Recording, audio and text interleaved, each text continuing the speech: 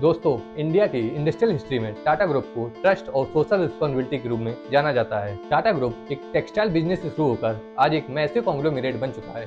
इसका साम्राज्य लगभग हर एक इंडस्ट्री में फैला हुआ है। दोस्तों, टाटा ग्रुप अपने आप में ही इतना बड़ा नहीं हो गया है। इसकी जर्नी में 3 विजनरी लीडर्स का बहुत बड़ा हाथ रहा है, तेजी टाटा, जे.आर.डी. टाटा और रतन टाटा। दोस्तों, आज के वीडियो में हम जानेंगे इन लीडर्स के अंदर टाटा ग्रुप का कैसे एक्सपेंशन हुआ और इनमें से हर एक लीडर ने टाटा ग्रुप की जर्नी में क्या रोल प्ले किया।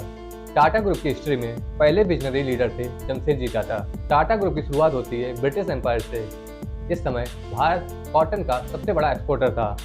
इसी मौके का फायदा उठाकर जमशेदजी टाटा ने 1868 में टेक्सटाइल इंडस्ट्री शुरू की, जिसके अंदर उन्होंने टेक्सटाइल मिल्स लगाना शुरू कर दिया। शुरुआत से ही जमशेदजी का फोकस ये था कि दुनिया की बेस्ट इंडस्ट्रियल टेक्नोलॉजी को भारत में लाया जा सके। इसका ही परिणाम ये था कि इन्होंने अपनी टेक्सटाइल मिल्स में ऐसी पॉलिसी लागू की जिसको भारत में कोई नहीं जानता था, जैसे कि एम्प्लॉयज के लिए सिकनेस बेनिफिट और पेंशन देना। लेकिन जमशेदजी सिर्फ टेक्सटाइल इंडस्ट्री तक सीमित नहीं रहना चाहते थे।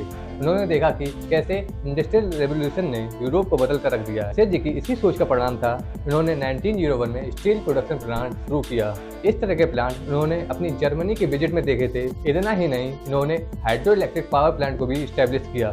इसके बाद जमशेदजी ने टूरिज्म के पावर को रियलाइज किया और इन्होंने होटल्स की चेन को खोलना शुरू कर दिया। मुंबई का ताज होटल उन्हीं होटल्स में से एक है। जमशेदजी पूरी तरीके से बिजनेस के प्रति समर्पित व्यक्ति थे और वो इससे लोगों की मदद करना चाहते थे। उन्होंने एजुकेशन की कुछ यूनिवर्सिटी जैसे इंडियन इंस्टीट्यूट ऑफ साइंस के लिए जमीन तक डोनेट कर दी। इस समय तक टाटा ग्रुप ठीक ठाक बड़ा हो चुका था। जमशेदजी की किस्मत में इससे आगे की जर्नी देखना शायद लिखा नहीं था।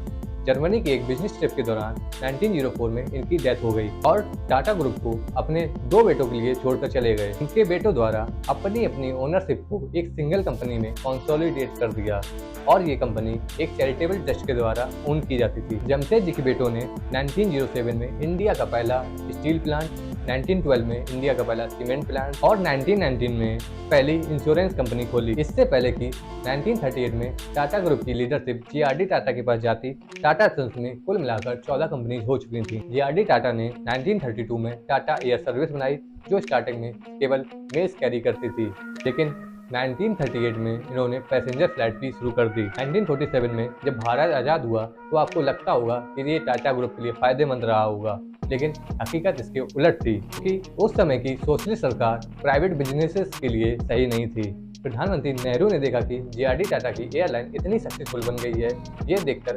1953 में एयर इंडिया को उन्होंने सरकारी कंपनी बना दिया बिना जे.आर.डी. टाटा से बात किए। हालांकि 1977 तक एयर इंडिया का चेयरमैन जे.आर.डी. टाटा को ही बनाए रखा, लेकिन इससे एयर इंडिया नीचे ही आती गई और उस पर कर्जा बढ़ता गया। सोशलिस्ट गवर्नमेंट की बिजनेस विरोधी पॉलिसीज के बावजूद जे.आर.डी. टाटा ने पूरा प्रयास किया टाटा ग्रुप को आगे बढ़ाने के लिए। 1945 में टाटा मोटर्स से शुरू कर अपनी 52 साल की लीडरशिप में टाटा ग्रुप को 14 कंपनी से लेकर 95 कंपनीज पर लाकर खड़ा कर दिया। इसके बाद जब 1991 में इकोनॉमिक लिबरलाइजेशन आया, तब टाटा ग्रुप को एक नया लीडर मिला, जिसका नाम था रतन टाटा। रतन टाटा सर ने जब 1991 में टाटा ग्रुप की कमान संभाली, तब 1991 का इकोनॉमिक लिबरलाइजेशन हो चुका था और भारत को विदेशी कंपनीज के लिए खोल दिया गया था।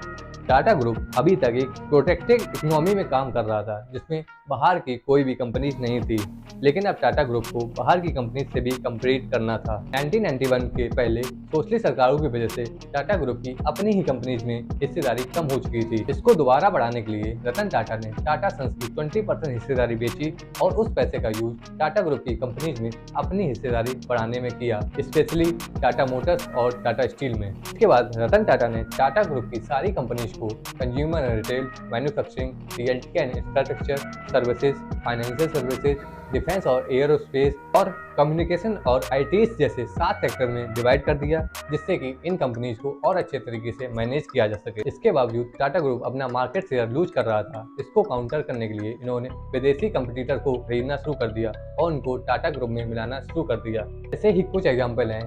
ईयर 2000 में टाटा टी के द्वारा इंग्लैंड की कंपनी टेटली को खरीदा जाना। अगले 10 सालों में टाटा ग्रुप ने लगभग 100 कंपनी को खरीदा और उनको टाटा ग्रुप का पार्ट बनाया। बड़े एग्जाम्पल हैं जैसे कि उन्होंने 2007 में $12 बिलियन में यूरोप की कंपनी कोरस को खरीदा और 2008 में $2 बिलियन में जैगुआर लैंड रोवर को खरीदा। टाटा ग्रुप के द्वारा विदेशी कंपनीज को खरीदा जाना आज अच्छे परिणाम दे रहा है, क्योंकि टाटा ग्रुप का मेजॉरिटी ऑफ रेवेन्यू इंडिया के बाहर से ही आ रहा है। तो आपको अगर ये वीडियो पसंद आया है तो आपको ये वीडियो भी पसंद आएगा, जिसमें हमने वर्ल्ड कप के बारे में बात की।